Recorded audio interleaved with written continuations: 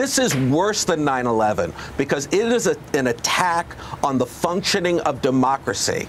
So journalist Kurt Eichenwald appeared on AM Joy on MSNBC this weekend. And when talking about potential collusion between the Russian government and the Trump campaign, he had this to say. I think one of the big problems here is that all of our allies recognize we're in a war. Only America, and I don't mean the Trump administration, I mean America, is too dumb to understand we're in a war. I'm sorry, I'm going to be blunt. And yeah, they're being fed a lot of... That's ridiculous. To call the American people dumb is the most losing argument ever. To minimize the people of America is... I'm not trying to win a political race. Hold on. And this is now where I was going to go to. Every time people are opening their mouths, in this thing is, what about politics? What about politics? What about politics? I'm not saying the average American is dumb. I'm saying we are. I'm saying the people who don't understand that this is a war, that our intelligence agencies recognize it's a war, that the Defense Intelligence Agency recognizes it's a war, that our allies recognize that it's a war. And people are saying, well, it's not a politically winning argument. Who cares? It's exactly like 9/11. 9/11's not a politically winning argument. This is worse than 9/11 because it is an attack on the functioning of democracy. So, yeah. So there's Kurt Eichenwald beating the drum for war based on potential collusion between a political campaign and the Russian government. Now, I'm going to get into this more after I show you a tweet exchange that I had with Kurt Eichenwald. But before I get to that, listen to what his argument is. So, the American people are dumb. The American people don't understand we're in a war. Does this sound familiar at all? I mean, let's even take his comparison to 9/11. Do you remember the drumbeat for war back then? For a war in Iraq? That everyone eventually realized that was a huge mistake. And now here it is happening again. History is repeating itself. And the media, people like Kurt Eichenwald, are on television beating the drum that this is a war without actually knowing all the facts yet. But it doesn't matter to him.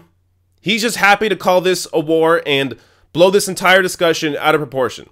Now, after watching this video, naturally, I tweeted it because I tweet things that are ridiculous sometimes. So I tweeted out this video saying, Kurt Eichenwald and AM Joy, Russiagate is worse than 9/11. So I tweeted that out, and then to my surprise, Kurt Eichenwald replied saying, no, Russia's war on all NATO democracies to tear apart alliance is worse. Read allies' intel reports. Trump part of it is a bump on a log. To which I replied, these are attacks that will only be successful under weak democracies. Trump wouldn't have won if the American people were thriving. And that's the real heart of this issue. If you truly believe that Putin is working to tear apart NATO and doing that by trying to attack these various democracies within NATO, then you have to acknowledge that these democracies are weak enough to be able to have that sort of threat actually work. So, Donald Trump wouldn't have won if the American people were happy. If the American democracy was actually working for them. Trump would have had no chance at winning that election. But he won because there is a deep issue within American democracy. And that deep issue is income inequality. So because of income inequality, there is this severe unhappiness within the country, which then opens up the possibility for someone like Putin to come in and actually possibly have an effect on an election. But if that opening isn't there, if those fissures in the American democracy are not there, then there is nothing for Putin to work off of. Putin is not coming in dropping bombs on the US. He's trying to work within the existing issues within the American system, within people's existing unhappiness with how their lives currently are. And that's why, if you believe there is any collusion at all, the only reason why it would have had an effect is because of those existing problems. You can point to a number of issues for why Hillary lost the election in 2016. But one of the major ones is that people have become disillusioned with the two-party system. And Hillary Clinton represented, whether you like to admit it or not, she represented the status quo. She represented things how they are. Now, what a lot of people, a lot of Trump voters didn't realize is that, yes, things can get worse. And they likely will get worse under Donald Trump. But that unhappiness was there because of the status quo. And a lot of people voted for Trump because he wasn't representing, in their mind, the status quo. Now, that doesn't take away from any potential collusion that may have happened between the Russian government and the Trump campaign. Now, again, I'm not going to say there is or there isn't. All the facts aren't in yet.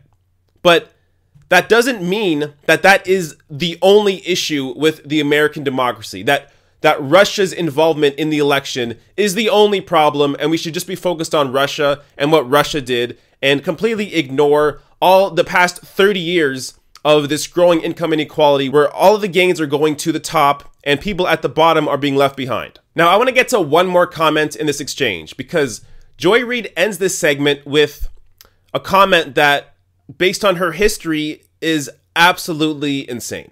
And I'm just going to say, and not to editorialize, but, you know, if the legitimacy of the President of the United States is even in question, that is fundamentally more important than the current GDP. It is so foundational to whether we are a democracy or not. Did we pick our own president? Exactly. I just, you know, I have to say that as an American, I don't, you know, I would prefer one party to the other, fine. But I want us to pick them. We should pick our president. And that's all I'm going to say. I'm going to leave it at there. So on the face of it, it seems like a fine claim to make. Yeah, people should pick their president. And you want to say that Russia colluded, even if you don't have all the facts yet. But if that's your angle, and Russia colluded, and they helped pick Trump as the president, okay, that's your angle. But now, apply that same logic to the Democratic Party. Did voters choose the Democratic nominee? Or did the people in power choose the Democratic nominee? Did the DNC choose the Democratic nominee? Did superdelegates choose the Democratic nominee? And that's an angle that you'll never see Joy Reid take because she's not actually principled in her positions. If she was actually principled in her positions, she could say, yeah, you know what?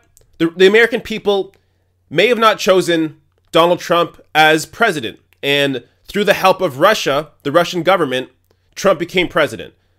But now I have to be honest as a journalist and say the voters didn't choose Hillary Clinton as their Democratic nominee.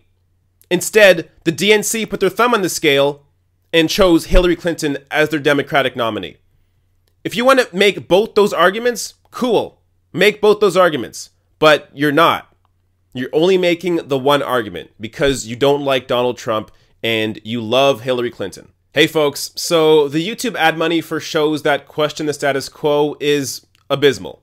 So if you want to help me out, consider throwing me a few bucks on Patreon. Go to patreon.com/therationalnational. There is a link below the video and somewhere on the screen right about now.